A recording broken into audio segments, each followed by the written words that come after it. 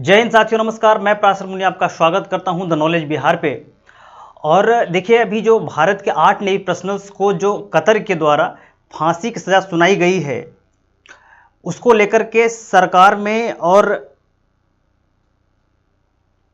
प्रशासनिक संस्थाओं के बीच में सरगर्मियां तेज हो गई है।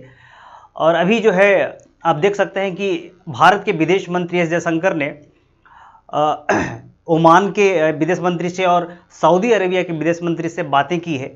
और जो पॉसिबिलिटी बनती है उसमें इन 8 जो हमारे सेलर्स थे, हमारे जो नेवी के पर्सनल्स थे, उनको छुड़ाने की बातें अब चलना शुरू हो गया है। अब चीज़ें तेज हो गई है। देखिए, बात आती है कि जो हमारे 8 नेवी पर्सनल्स को जो कतर ने फांसी की सज़ा दी है, यानी फांसी की सज़ा सुनाई है, इसके पीछे क्या लीगल प्रोविज़न है, कौन सा ऐसा जो है केस इन पे बना है, कौन से ऐसे इन्होंने गुनाह किए हैं, इन सभी चीज़ों के पीछे एक पर्दा है, एक भेद है, एक ऐसा टर्म छिपा हुआ है जो अभी तक न भारतीय सरकार को पता है, न किसी और भी मीडिया आउटलेट को पता है। इसके बारे में कोई नहीं जानता कि आखिर में किस गुनाह के आधार पर इनको जेल में रखा गया है, किसके लिए फांसी दी गई है। ये सारा एक जो है हाइप क्रिएट किया गया कि आखिर में जो है इनको किस रूप में सज़ा दी गई है। अब इसमें बहुत सारे एंगल हैं। एक एंगल आ रहा है पाकिस्तान का एंगल, एक है जो है इजराइल का एंगल, और एक इटली वाला एंगल है। और कहीं ना कहीं देखिए, कतर एक ऐसा देश है जहाँ पे डेमोक्रेसी नाम का कोई चीज़ नहीं है। वहाँ जो है एक डिक्टेटरशिप है, एक ऐसे शासक हैं जो शासन करते हैं। देखिए, अब अगर मैप पे देखेंगे कतर को, बहुत छोटा सा देश है। एक गोवा इतना बड़ा भी देश नहीं होगा। देखिए, छोटा सा एक देश है एक कतर, आपको यहाँ पे दिख जाएगा। गोवा से भी छोटा सा कंट्री है। हमको तो लगता है कि अगर हमें तो ऐसा लगता है कि अगर जो है आप कह सकते हैं कि एक बिहार के एक ज़िले के लोग चले जाएंगे ना, तो यहाँ मतलब ये कर देंगे, पूरे के पूरे तरीके से कब्जा हो जाएगा वहाँ पे। आप देखिए कि वहाँ की टोटल जनसंख्या, कतर की टोटल जनसंख्या जो है मात्र 26 लाख लोग वहाँ रहते हैं। 26 लाख लोग वहाँ रहते हैं कतर में। उसमें से 8 लाख लगभग भारतीय हैं। अब समझिए कि लगभग एक 33%, 30 से 33% जनसंख्या इंडियंस की है, और वो कतर जो है भारतीय लोगों को फांसी की सज़ा दे रहा है। तो इसके पीछे उसकी मंशा क्या है, इससे आपको पता होना चाहिए कि वो क्या सोच रहा है भारत के प्रति। आपने देखा होगा कि जब नुपुर शर्मा वाली घटना हुई थी, उसमें भी कतर ने सबसे पहले भारत पे उंगली उठाई थी और कहा था कि जो ऐसी इंसिडेंट नहीं होना चाहिए। और उसके बाद भारत ने मतलब नुपुर शर्मा के केस में उन्होंने कुछ ऐसा भी, भारत सरकार ने कुछ किया भी, उन पर कहा कि नहीं भाई, आपको उनको पार्टी से निलंबित कर दिया। खैर, वो अलग मुद्दा है। मुद्दा आज है कि भारतीय जो 8 पर्सनल्स हैं, इनको जो फांसी की सज़ा दी गई है, इस किस बिना पर दिया गया है, अभी तक ना किसी को पता भी तो नहीं है। लेकिन कहा जा रहा है कि ये एक घटना है 2022 का, ये 2022 की घटना है। और ये जो घटना 2022 की है, इसमें कहा गया है 30 अगस्त 2022 की घटना है ये। और इसमें 8 जो भारतीय हैं उनको, और एक ओमान के जो अधिकारी हैं, यानी कि जो कंपनी के फाउंडर हैं, जो कंपनी है जिसमें 8 भारतीय हमारे काम करते थे, अल धहरा कंपनी, जिसके फाउंडर हैं, जिसके जो मालिक है, उसका नाम था खलीम अल अजमी, जो ओमान का था। उसको तो रिलीज कर दिया गया, लेकिन हमारे 8 पर्सनल्स को उन्होंने बंदी बना लिया। इसके पीछे कारण बताया जा रहा है कि पाकिस्तान के जो मीडिया आउटलेट्स है, इसने जो है बहुत सारे ऐसी खबरें छापी थी कि भारत के जो नेवी पर्सनल्स हैं वो कतर में जासूसी कर रहे हैं। ऐसे बहुत सारे खबर छापी। और उसके बाद जो है, जो कतर के जो उनका जो इन्वेस्टिगेशन एजेंसी है, उसने इस खबर को उठा लिया, और वो खबर फिर चला गया अल जजीरा के पास, जो कतर का राष्ट्रीय अखबार माना जाता है, राष्ट्रीय मीडिया आउटलेट है। और कतर जो अल जजीरा है, अल जजीरा ने इसको हाइप दिया, और उसके बाद उसी के बिना पर इनको कतर के इन्वेस्टिगेशन एजेंसी ने इसको अंदर कर लिया, इनको जेल में डाल दिए, और इनसे पूछताछ की गई। अच्छा, उसके बाद क्या हुआ कि इनको जो है लोगों से, इनका परिवार वालों से बात करने की इजाज़त दी गई, इनको इंडियन एम्बेसी से बात करने की इजाज़त दी गई। लेकिन उसके बाद कुछ ही दिन के बाद इनको जो है अंदर कर दिया गया, और उसके बाद इनको आपको जो है अलग अलग जेलों में सिंगल रूप में इनको अंदर डाल दिया गया। इसके बाद क्या हुआ कि जो है आपने एक केस याद होगा कि कुलभूषण जाधव वाला केस। एक कुलभूषण जाधव वही हैं जो अभी भी पाकिस्तान के जेल में बंद हैं, कुलभूषण जाधव। अब कुलभूषण जाधव वो हैं जो ईरान में एक प्राइवेट कंपनी में काम करते थे, और एक घटना है 2016 की। और उसके बाद क्या हुआ कि पाकिस्तान की जो आईएसआई है, आईएसआई ने उनको ईरान से पकड़ लिया और पकड़ करके उनको लगने लगे पाकिस्तान में। उन पर जो है आरोप ये लगाया कि ये जो है इंडिया के जासूस हैं।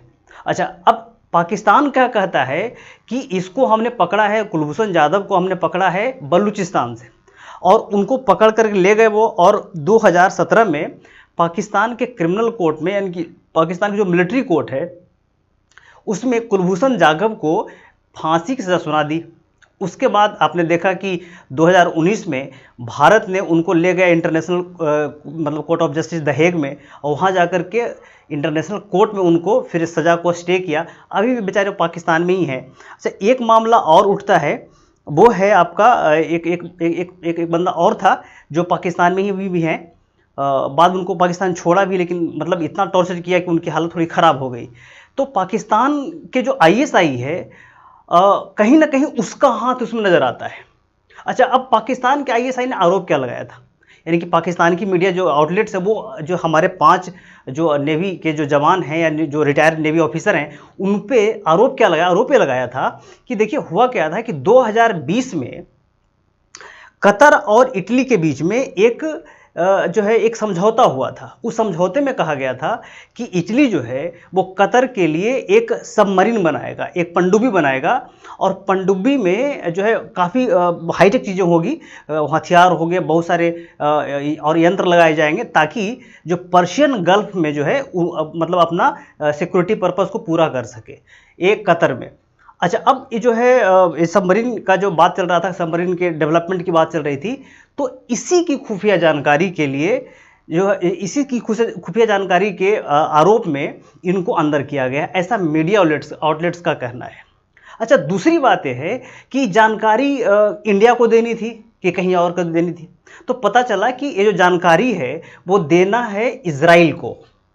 तो कहने का अर्थ हुआ कि भारतीय लोग, यानी कि भारतीय सेलर्स, भारतीय नेवी के लोग हैं जो काम कर रहे हैं कतर में, वो जानकारी देंगे जासूसी करके किसको, इजराइल को। समझ गए? अच्छा, इजराइल कौन है? इजराइल वही है जो आज हमास और इजराइल के बीच में जो टक्कर चल रहा है। इजराइल वही है जो हमास का दुश्मन है। इजराइल वही है जिसने फ़िलिस्तीन को, उधर सीरिया को, उधर हिजबुल्लाह यानी कि लेबनान को पूरी तरीके से जो है मतलब अच्छे तरीके से ठोक रहा है अभी फ़िलहाल। तो हालत ये है। दूसरी बात है कि अब इजराइल को क्यों चाहिए? इजराइल जो है उसका सबसे बड़ा दुश्मन कौन है? तो ईरान है। आपने देखा कि ईरान आज ही तो बमबारी किया है इजराइल ने कि जो है भाई अब बोलोगे तो हम तुमको भी ठोकेंगे अच्छे तरीके से। उधर अमेरिका ने जो है यहाँ पे सीरिया में और इराक में, है ना, 2 जगहों पर बमबारी मारी है। तो अभी जो है देखिए समय बड़ा मतलब विचित्र है कि एक तरफ परसों ही जो है इंडिया के जो नेवी को डेथ सेंटेंस सुनाया गया, और उधर जो है इजराइल हमास को उधर पीट रहा है, हमास में बमबारी कर रहा है। तो एक अलग प्रकार के सिनेरियो बन रहा है। अच्छा, अब बात आती है कि भारत क्या कर सकता है?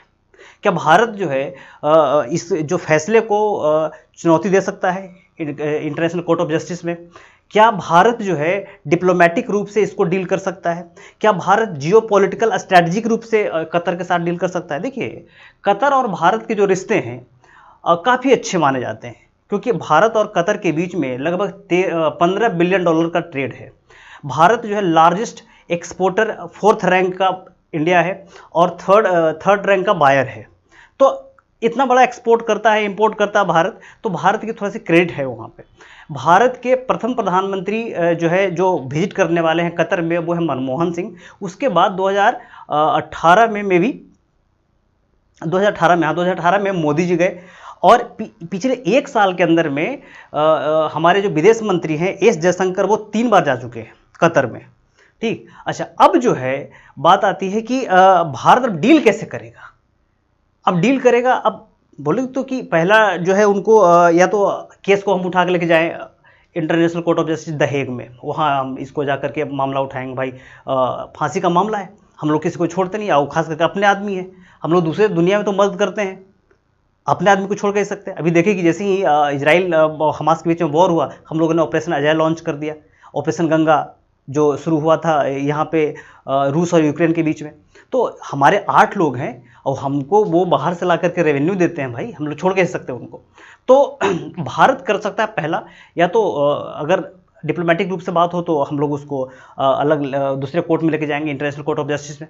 दूसरा कर सकता है कि चूंकि भारत के प्रधानमंत्री का अच्छा खासा वहाँ दबदबा है, भारत के विदेश मंत्री का अच्छा खासा पकड़ है, तो हम लोग जो है वहाँ के प्रधानमंत्री से, वहाँ के जो भी चीफ हैं, वहाँ के जो भी क्राउन प्रिंस हैं, उनसे बात हो और भारत के प्रधानमंत्री से बात हो, बिल्कुल छोड़ देंगे वो।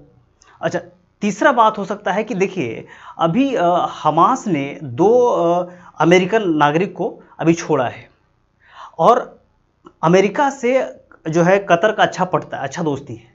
तो अमेरिका को हम लोग बोल करके हमने इसको इस मामले को सुलझा देना है जी, कि आप अमेरिका को कहा जाए, अमेरिका का भी इंडिया पर अच्छा इन्फ्लुएंस है, यानी कि इंडिया का अच्छा पैठ है अमेरिका पर। अभी जो बाइडेन तो पक्के यार हैं मोदी के, तो इनको अगर कहा जाए तो वो इसको इस मामले को सॉर्ट आउट कर सकता है। लेकिन हमें नहीं लगता कि इंडिया अमेरिका के पास जाएगा।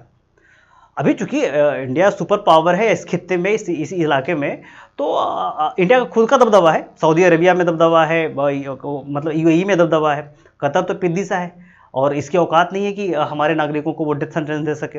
और हमारे 8 लाख लोग भाई वहाँ रहते हैं, अगर वहाँ से हम लोगों ने खींचा तो उसकी इकोनॉमी मतलब कि तबाह हो जाएगी भाई। और कतर के पास है क्या? कतर भोजन मतलब उगा खाता कहाँ से? खाता है वो गैस और तेल बेच करके, ठीक है। तो इंडिया के पास जो है बहुत सारे मतलब अभी इक्विपमेंट हैं इनको बचाने के, और ऐसा कहा जा रहा है कि ऐसा कुछ है नहीं कि वो, देखिए इन मुल्कों में खास करके अरबियन क्षेत्र में कोई इस प्रकार का कोई कायदा कानून चलता नहीं है, समझ गए ना। वहाँ पे जो भी है, जो सुप्रीम है, वो है वहाँ के क्राउन प्रिंस, वहाँ के जो प्रधानमंत्री, चाहे आप सऊदी अरबिया के ले लीजिए, वहाँ के जो है ये मोहम्मद बिन सलमान साहब वो सुप्रीम है। उसके बाद यूएई के ले लीजिए, वहाँ भी क्राउन प्रिंस है, वो भी सुप्रीम है। तो इन छोटे छोटे कतर में भी वही है, वही हालत है। आप जॉर्डन में चल जाइए, वहाँ भी वही हालत है। तो जहाँ जहाँ पे डेमोक्रेसी नाम का चीज़ नहीं है, वहाँ तो क्राउन प्रिंस ही सर्वे सर्वा है। अच्छा, अब क्या है, देखिए यहाँ पे एक चीज़ और उसमें एंगल दिखता है कि अब कतर के प्रिंस को ये लगता होगा कि एक पिद्दी सा देश, जिसको हम टिकुली के समाज में इस बार टिकुली समझते हैं ना, जो औरतें साटती हैं, तो वैसा भी बंदा नहीं, वैसा भी देश नहीं है वो। और वो इतना बड़ा जो एक जाइंट है इंडिया, इसको चुनौती दे रहा है। अब उसको लगता है कि इंडिया के प्रधानमंत्री हमको फ़ोन करे और हम तब जा कर के छोड़े इसको, है ना। एक उसका भी एक सेटिस्फैक्शन होगा कि हमने इंडिया को भाई बुलाया कि भैया तू फ़ोन कर तब हम छोड़ेंगे। एक अहम की भावना, घमंड है भाई, समझ गए। हम लोग कहते ना कि समय आने के बाद गधों को बाप बोलते हैं, तो वही वाली बात यहाँ पर भी है। तो हो सकता है कि उसके क्राउन प्रिंस को ऐसा लगता हो कि इंडिया फ़ोन करे और फिर हम इनको छोड़ें, ठीक है। तो ये कुछ डिप्लोमेटिक चीज़ें हो सकती है। लेकिन हाँ भाई, इंडिया जो इंडिया को छेड़ता है उसको इंडिया छोड़ता नहीं है, ठीक है। बेटा तुमको भी तो अच्छे तरीके से खोपचे में ले करके जम की धुलाई होगी, है ना। जहिया जिस दिन तुम आ गए, है ना, उस दिन जो है तुम्हारी भी खैर नहीं है। तो इसमें फ़िलहाल तो इतना ही था, और इसमें और कुछ है नहीं। हाँ, लेकिन इतना तो ज़रूर है कि पाकिस्तान का इन्वॉल्वमेंट तो ज़रूर है इसमें, है ना। बिना पाकिस्तान के इन्वॉल्वमेंट के, क्योंकि पाकिस्तान का अच्छा पकड़ है कतर में, और उधर बगल में देखिए कि कतर एक ऐसा जगह है जहाँ पर हिजबुल्ला का, जहाँ पर आईएसआईएस का, जहाँ पर हमास का सारे लीडर जो हैं, सारे के जो मुख्यालय वो कतर में ही हैं।